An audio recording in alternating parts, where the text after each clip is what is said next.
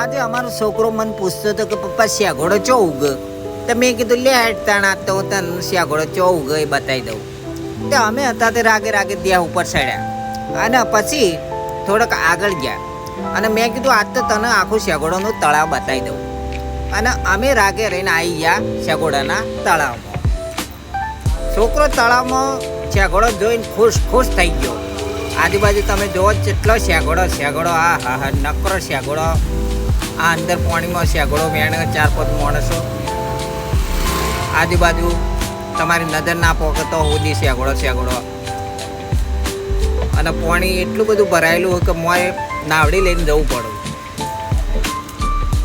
હવે છોકરો કે પપ્પા શેગોડો તો મારે ખાવો પડે કે. મેં કીધું લે હે તાણ શેગોડો આપણે પાણીમાં તો ના લેવાય, પણ હવે ત્યાં આ બધો મેળીને લાવે લારીમાં, તો લારીમાં આપણે જઈએ ત્યારે તે રાગે અમે નેચે આવી ગયા. નેચે આવીને ભાઈને પૂછ્યું, ભાઈ શું ભાવ? તો કે કાચો 50 કિલો અને પાકો 100 કિલો. મેં કીધું વાંધો નહીં તાણ કિલો આપી દે. એકદમ ગરમ અમે હતા તો કિલો શેગોડો લઈ લીધો અને આજુબાજુ રોડ ઉપર જોયું પબ્લિક શેગોડો લેવા ઘણી બધી ઊભી રહેતી હતી. અને શેગોડાની એટલી મજા આવી જાય.